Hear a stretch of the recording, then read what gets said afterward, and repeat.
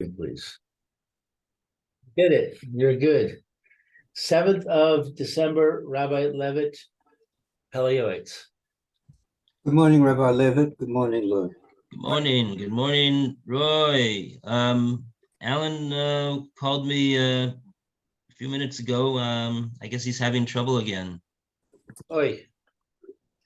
I don't know what the deal is. All right, I'll send him a link again. Maybe he's getting confused about which link to use. Yeah. Okay. Thank you. Thank you very much, Lou. No problem. Okay, so we are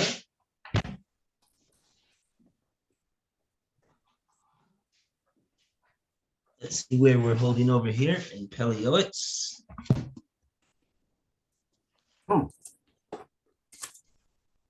Oh, I think we completed the Ayin Hara. And now we're up to Arias. I got confused. I thought it was the Gemara we're doing. Oh, it's not that late, Roy. I didn't realize I was so early. I thought I was going to be late. Anyway, you got my note, didn't you? Oh. Your note? My email? Oh, you send it to my wife? I think so. I don't know. Oh, okay. I think so. All right. Saying that I'd be late if I wasn't on time. Oh, okay. I would be coming. Okay. Very good. Very good. So I think we were going to look at Bava Metzia. We're going to look at Bava Metzia. Okay. I'm going to go get my Bava Metzia. Oh, right. Which Bava Metzia 107b. 107. So that'll be the last volume that you have. Thank you. I'm going to get Brachos 55b as well. 107b and 55.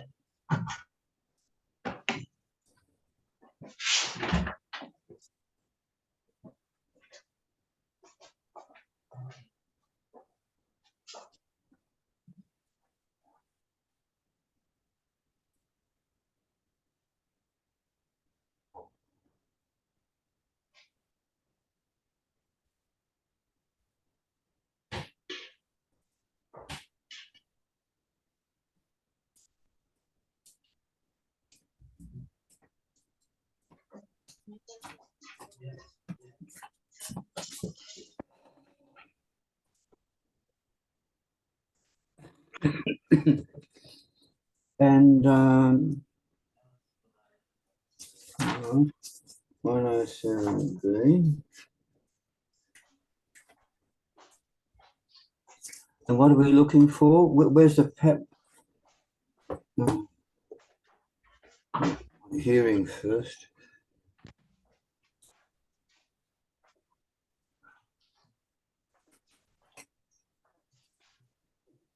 Okay, so I have here Bava Metzia.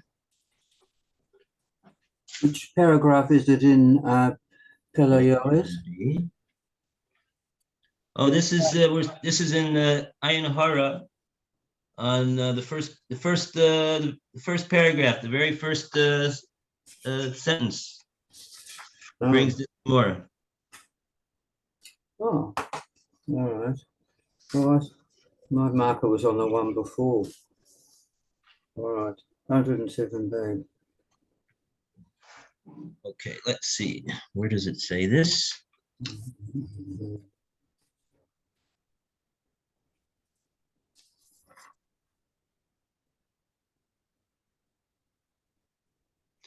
Kol bidei shemayim chutz mitzilim upachim. Everything is bidei shemayim except for colds and Oh, who's calling here? Hello? Oh, yes, I see you coming in. Oh, actually, Mayor is requesting to come in, but I don't see you appearing. Lou sent you a link. Yeah. Okay, we'll see you soon. Good morning, Mayor. Good morning. Morning, Mayor. Good morning, Roy. We are, what are we doing now? We're in, we all got a Gemara in Bava Metzia, Oh, 107b. It's talking about the Ayin Hora. okay, hold on 1 second. Tell Baba him. Metzia, what 107B? Okay, Yeah, it'll be the last chelik. okay. Okay, so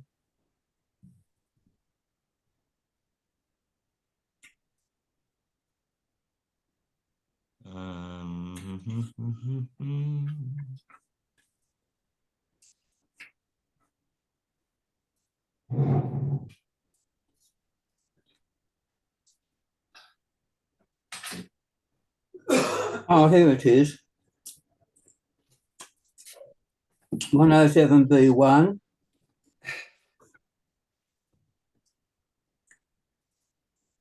About 1, 2, 3, 4, 5, 6, 7, 8, 9, 10, 11 or 12, maybe 13 lines from the top. Or something like that. Maybe 10 or 11 lines from the top. oh yeah, I see. Okay.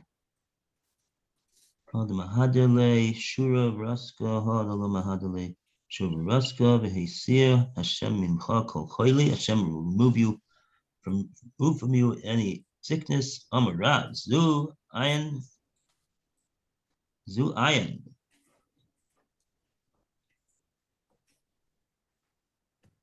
Oh, this what it says in the pasuk in Devorim, that Hashem will remove from you all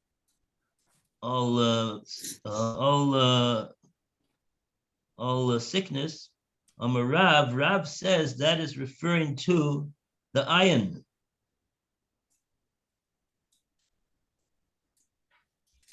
There's a Rashi.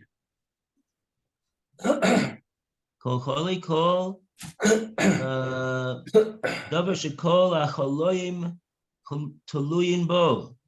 Everything it's something which all of sicknesses are dependent upon. Bezu ayin hara. Zuha ayin hara, ayin ra.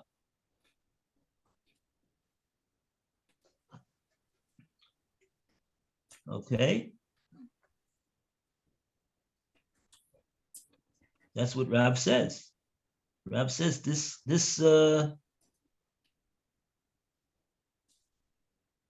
in other words, the sickness, Rashi's pointing out, the sickness is not the ayin, but the ayin is the source of the sicknesses. All sicknesses that are dependent upon the ayin.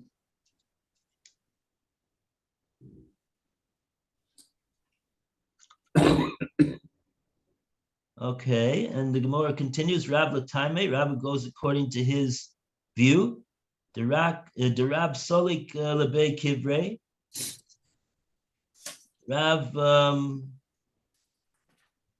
he went into the he went into the to the cemetery. Avad Maida Avad. Whatever he did over there, we're not getting into that. But the Omar, he said, Tishim v'tisha ba'ayin ra ve'echad v'derech eretz.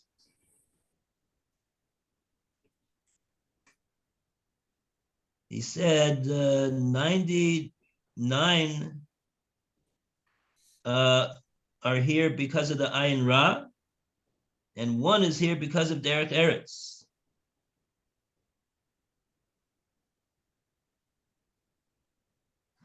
Let's see what we have. Any Rashis over here? Rashi has a Rashi on Avad Mai de Avad. He did whatever he did over there. Says Rashi, Riodea Haya Lilchosh Alakforos Ulahavin Al Kol Kever Bekever Be'ez Misa Mace. Rav had a, oh, here comes Alan. Let me just admit him. I know he called me.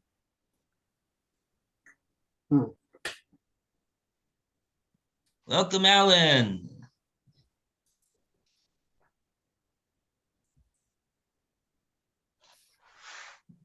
Hooray, Alan is here. Good morning, Alan. Good morning, Alan. Hey, you got it. Thanks to Lou. Thank you, Lou. Thank Lou. He's the one that did it. You're welcome. Well, of course, Hashem is the one that did it, but Lou was the shliach. He was the one that Hashem chose to do the mitzvah and be successful at it. Okay, so now we're here in this. We're right here in this Gemara in Bava Metzia, 107b. It's talking about the Ayin Hara, and the Gemara is saying that Rav went into the basic Kforos, and the Gemara doesn't mention specifically what it was that he was doing over there.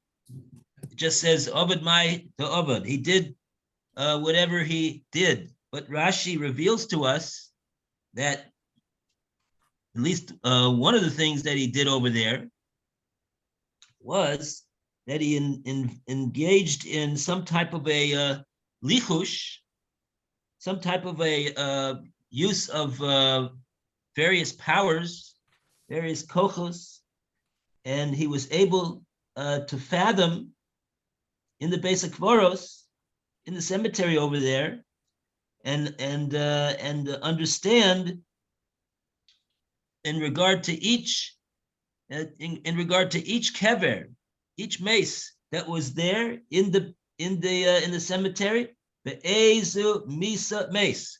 What was it that caused? That was at least the ostensible cause of the mace being mace, being nifter.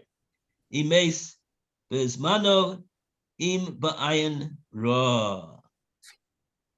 Whether he was mace according to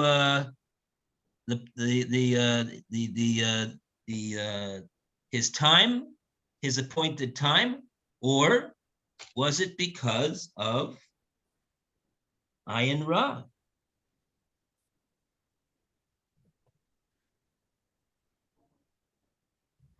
Okay, and so then Gemara records that he said that that 99 are here because of the Ayin Ra, and one is here because of Derech Eretz. And what does that mean exactly, Derech Eretz?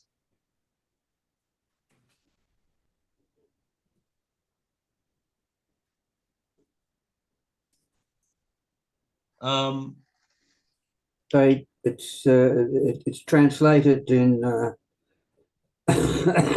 art scroll as natural causes. Literally derech eretz, but natural causes. Yeah, in other words, as opposed to the Ayin Ra. Okay, so that's what it says over here in the Gemara. Now,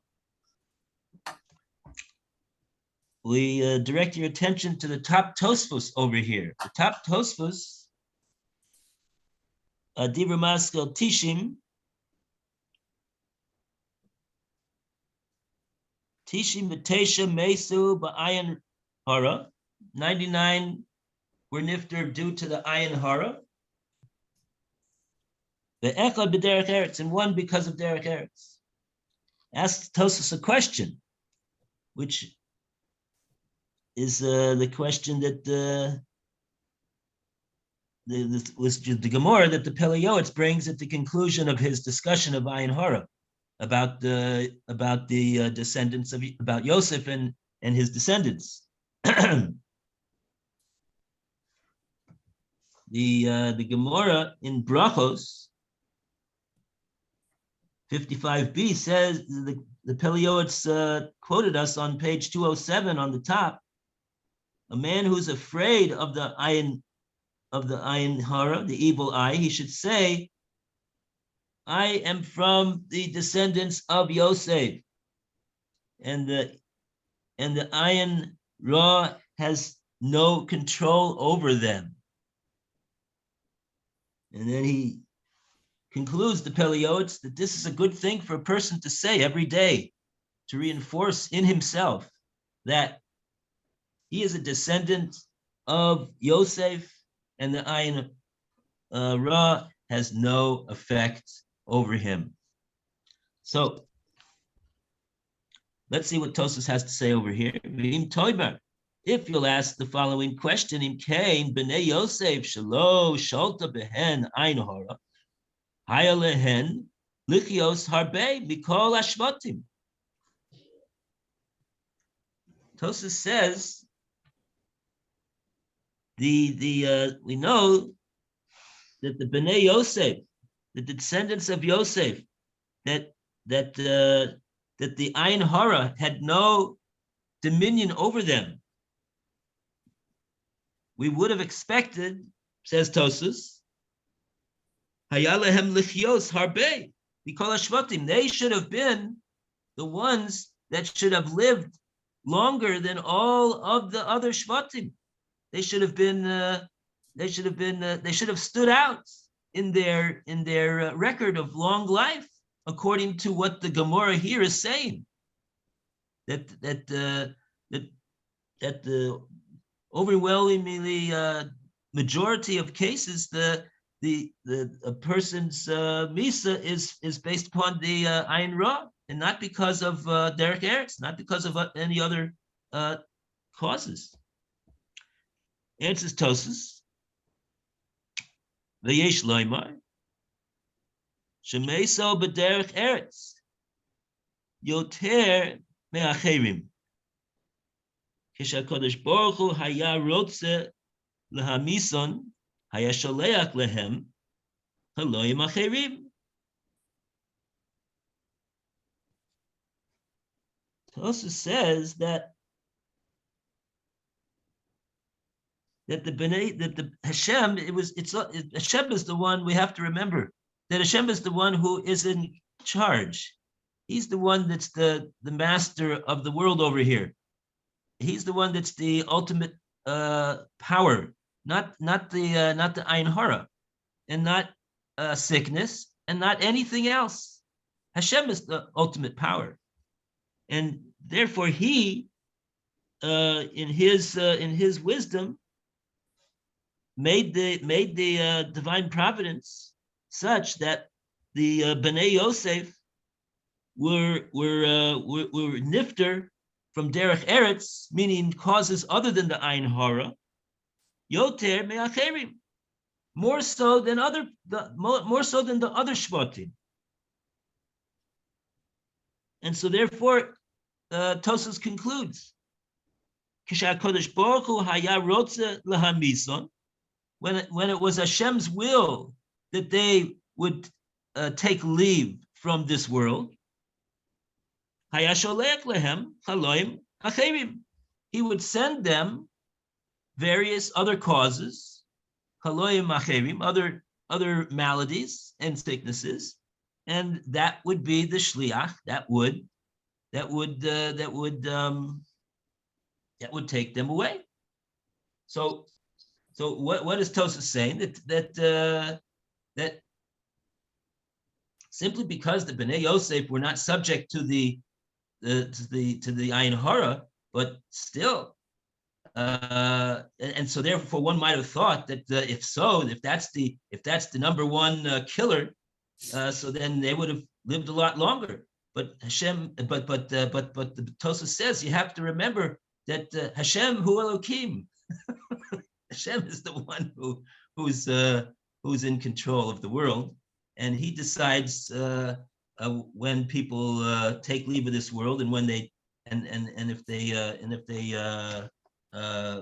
he wants them to extend their stay here, and Hashem sends the appropriate agents and shluchim and messengers exactly according to his ratzon of when it is that how long a person is here, and how long and when is a person after 120 years being summoned back to the Yeshiva Shel Malach. Okay. So with that, we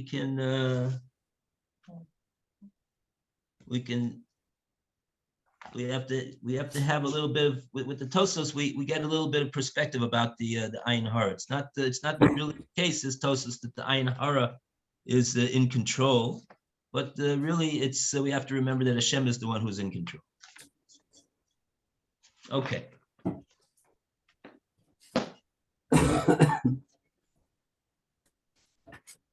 And that's what the Pele Yoetz concluded with as well. It's a good for a person to say every day, I am the offspring of Yosef, and the Ayin Hara has no power over me, period. Okay. And now a round of applause for Ayin Hara. Hey. And now in page 206. And now we're going to go to Arias. And we're going to ask Roy to start off the reading. Please. Arias. Ayin Reish Vav. All right. The Jewish illicit relations. The Jewish people are holy, and only a small minority is guilty of illicit relationships. They are very vigilant in regards to prohibited relationships, especially those who live in Arab lands are particularly careful in this matter. However, there are secondary levels of prohibition in which people are not cautious. Hashem, who is good, should grant us atonement. For the entire nation acts unintentionally. Behold, our sages in Shemot Rabbah commented, a woman is compared to a grapevine, as it says in Tehillim 128:3, your wife is like a fruitful grapevine. The Holy One, blessed be he, said, just as a Nazarite who vowed not to drink wine is prohibited to eat moist and dry grapes, grape juice, and anything which comes from a grapevine, so too a person is prohibited to touch a woman who is not one's wife in any way. A person who touches such a woman brings death upon himself. We have learned in a Mishnah in Avot 1:5, any person who chats excessively with a woman causes evil to himself, and in the end inherits Gehinnom, purgatory. What is the extent of chatting excessively? The sages in Eruvin remarked, because Reb Yossi HaGalili said to Beruria, in which way shall we go to Lod? They called him the Galilean fool, since he spoke excessively, as he could have asked, which way to Lod? The sages in Kedushin said, one is not allowed to be waited upon by a woman at all, whether she's an adult or a minor. This is especially true and severe offense in regard to having her wash his face, hands, or feet, or for her to fill his cup with wine or beer, or for her to arrange his bed in his presence. These are things that a woman does only for her husband, her father, or son, and only when she is in a state of purity. Likewise, the sages from Kedushin said, the voice of a woman is considered illicit. It is totally prohibited to ask about the welfare of a woman. These are all definitive rulings in the Talmud and the Code of Jewish Law, says Evan Ha'ezer in Siman 21. Okay. All right, we've done this before. This expression of asur lishol b'shalom.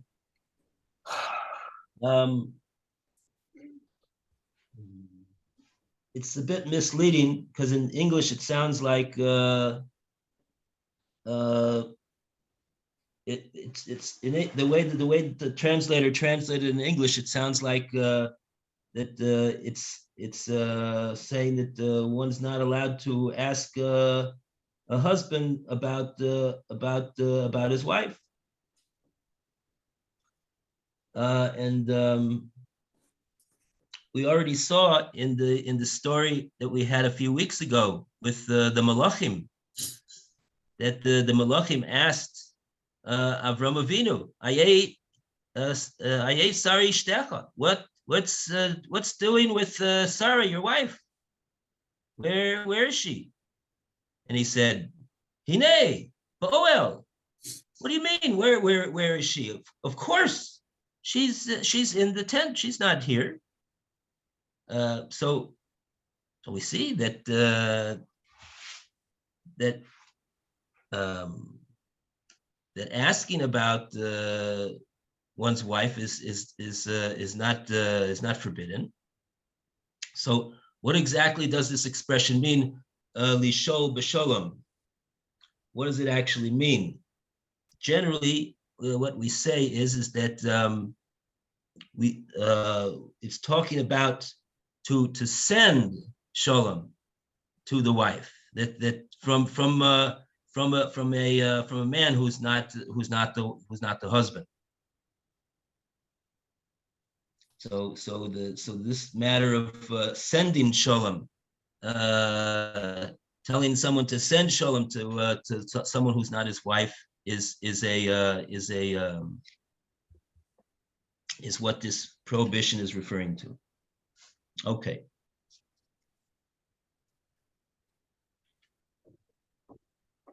Sending shalom to somebody's wife. What like saying what? May your wife have. Tell your wife. You say to your friend, tell your wife that I said hi. Ah. Goodness me, I've transgressed a lot of times. Well, maybe we should look this up inside and see exactly what the Shulchan Aruch says over here. I don't know, and I bet many of us have also. You're probably correct, Roy. I can see your expression. Ezer, Siman Chaf Hey, Siman Chaf Aleph. Even Ezer. Just a moment.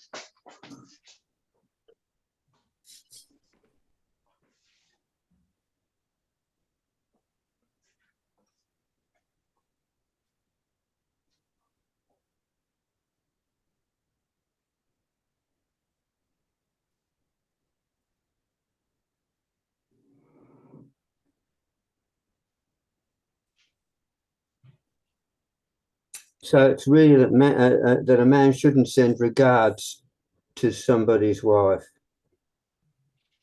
Is that right? That's what it seems to be saying.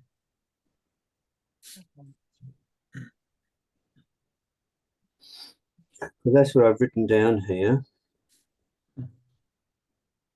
Is the references for the Shulchan Aruch the same in the same references in the Kirta Shulchan Aruch?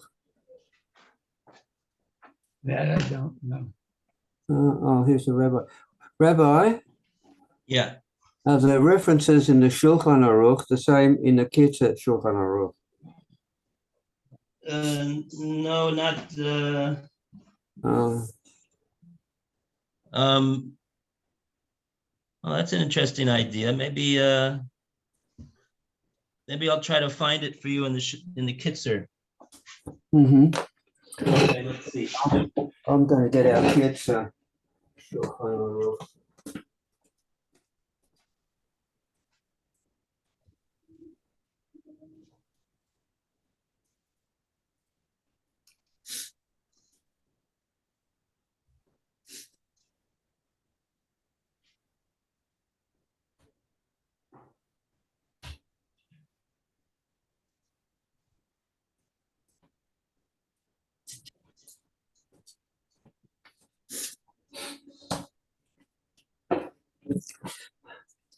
Kids of Shulchan Aruch. Have you got this, Maya?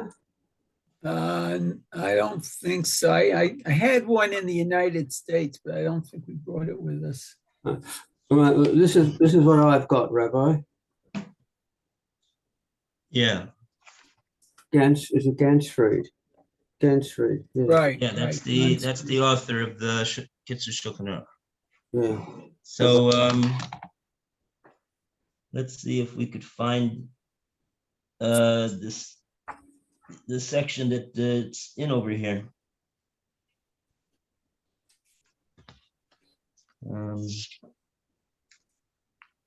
Issues. Was in volume 4 somewhere. Perception. It should be in Laws containing sharpness. in section 140 in the area of section 145. Laws concerning marriage. I've got here. Yeah. Page 6. Maybe he mentions it over here, somewhere over here.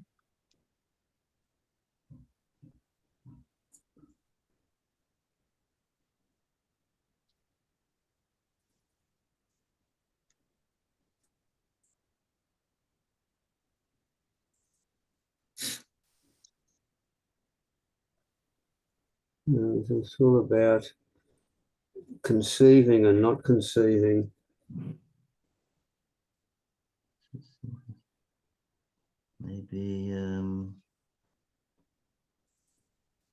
Maybe Hilchos Sneas, modesty. Oh, you know what? I have another idea.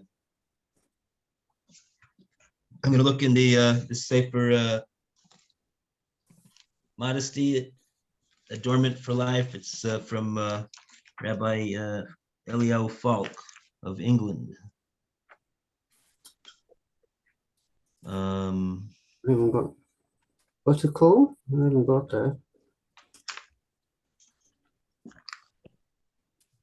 This book, Oh, modesty. No, we haven't got that. let's see here. Oh, Laws of Chastity. 150. Yeah, it might be there. Guests are forbidden to also. Sin, discharging, no.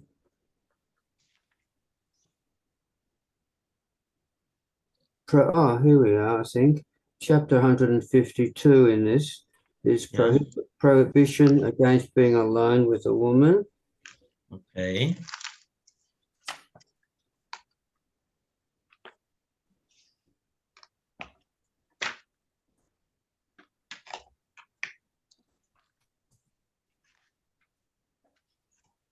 A man must not greet a woman under any circumstances, and he is forbidden to send his regards to her, even through her husband.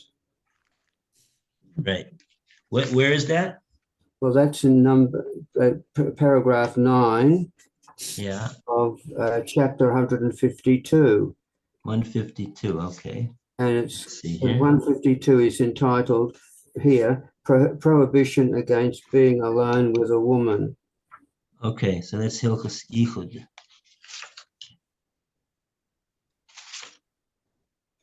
Isser Yichud V'Shar Kirv B'Noshim. The prohibition of being behind closed doors with the woman who's not his wife, and other matters of of uh, of closeness.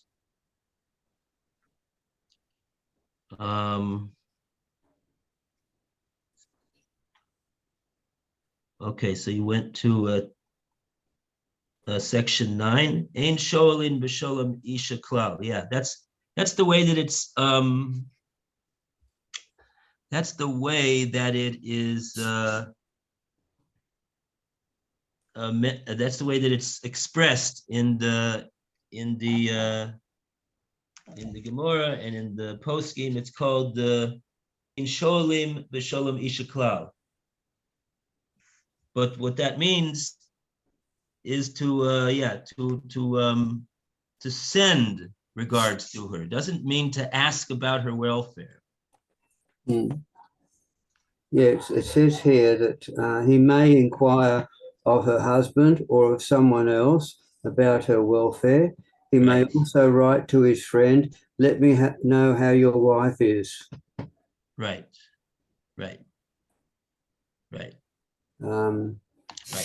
What's not allowed is that to send regards, to say to the husband, tell your wife that I said that I send my greetings, that I said hello, etc., because the reason for that is we saw this also. This is the Gemara in the Kedushin. We saw this, that one of the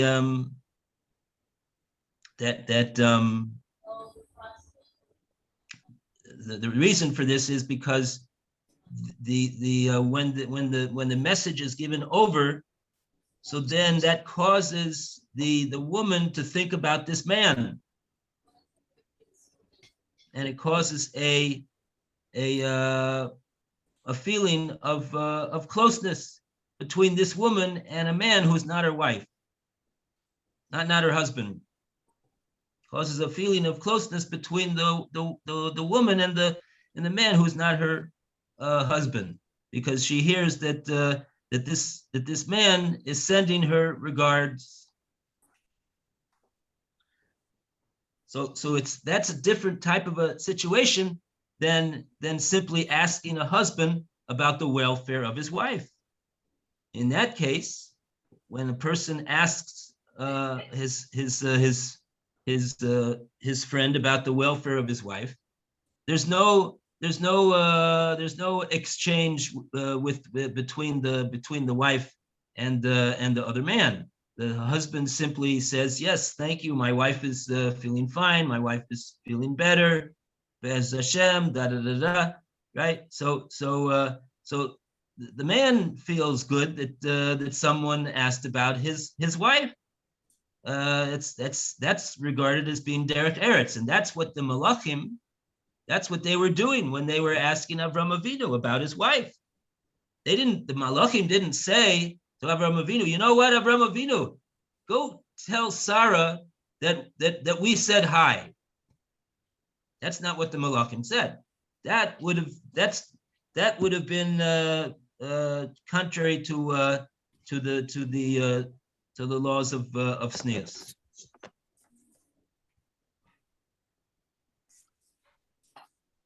But as I say, the language of the Gemara is a bit misleading for people that for all of us really that don't know what it means. It sounds like that you're not allowed to inquire about someone's welfare, but that's not the way that the Chazal understood it.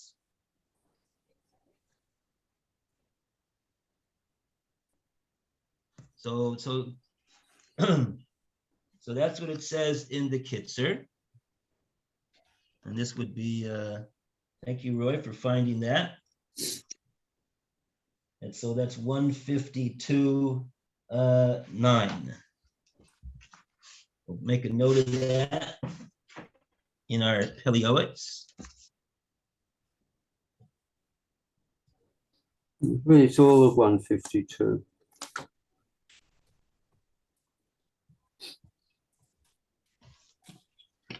And Now, the thing was it, is that, does that correspond with the reference in the full? oh, so yeah, see the in the Shulchan Aruch, the Shulchan Aruch has a different system of ordering things. Okay. It's in right. There's four basic halakim. There's four basic sections of the Shulchan Aruch. This is in the section called Even Ezer, which deals with the halachas of kedusha and ishus. And over there, the Pele Yoetz told us that that is in Siman Chaf Aleph, section 21. So it doesn't correspond any way to the Right. okay. It's actually in the same volume, the same book 4. It's the different section, different.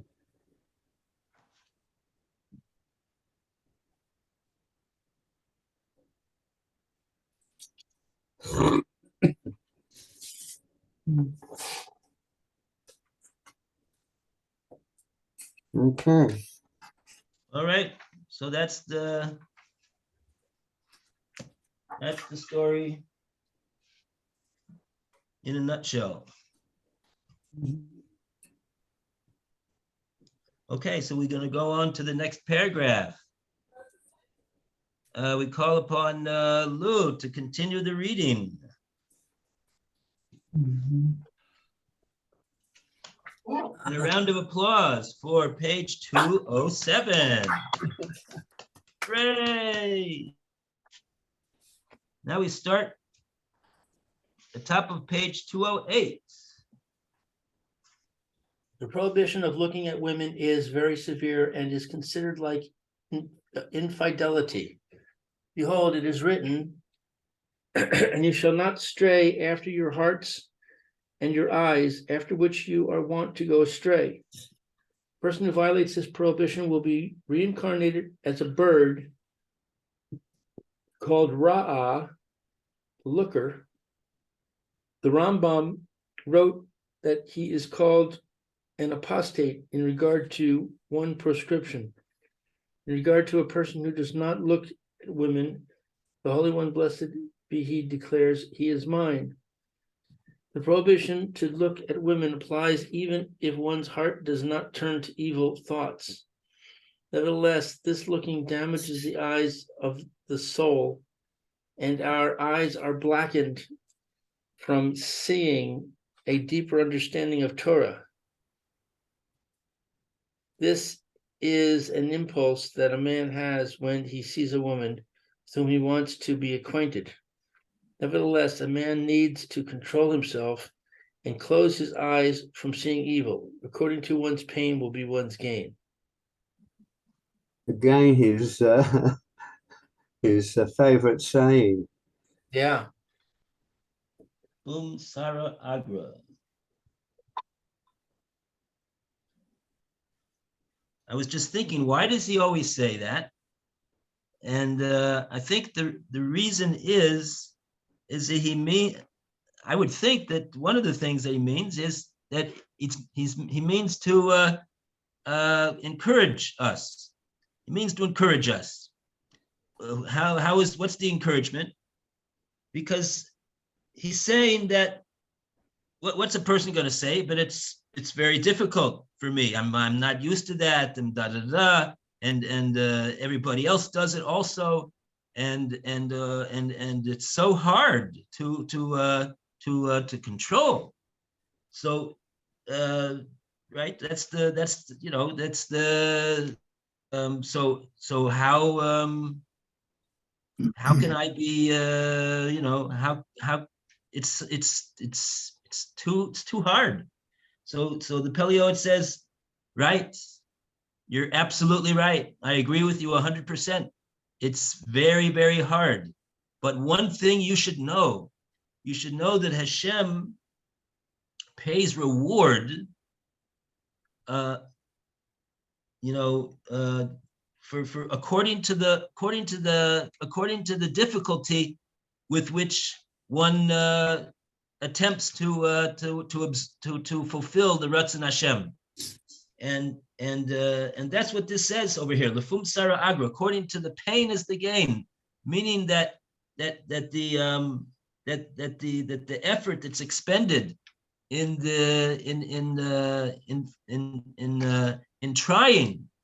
trying to fulfill the Ratzon Hashem there's a great reward for it. There's a great reward for it, and you know what? Even more than that, I can say.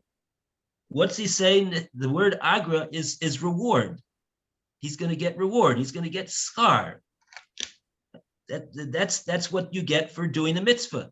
If a person will say, well, but if I'm not successful and I in any case violate the transgression, so what's it worth anyway? Why did I all of my effort was for naught?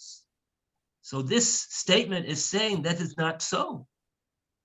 Because according to the effort that's expended, there's going to be a reward for that. Let's not focus on the fact that the person ultimately fell in and he did the avera, but whatever. Obviously there's the consequences for doing averas. The Pele Yoetz doesn't need to tell us that, but what he is coming to tell us is that simply for the effort that's expended in trying to avoid doing an avera, there's reward for that, and that depend at all on whether the person ultimately did the avera or not, because effort is effort and pain is pain. It has nothing to do with whether his pain resulted in being successful in overcoming urge ultimately and not doing the avera altogether or not. The pain itself, it gets reward. The pain is referring to the difficulty of the task of fulfilling the Ratzon Hashem for the person, and the effort that he expended in trying to avoid doing the avera or trying to fulfill the mitzvah. Either way.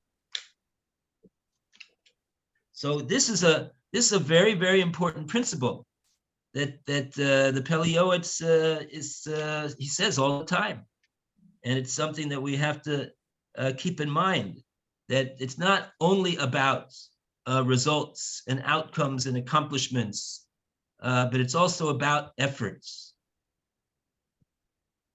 Mhm.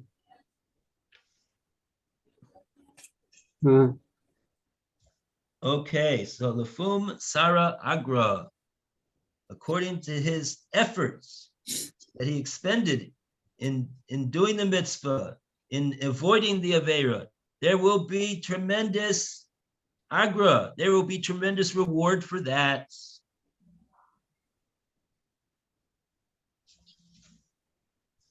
Okay. So now, Oh, what? 11:35.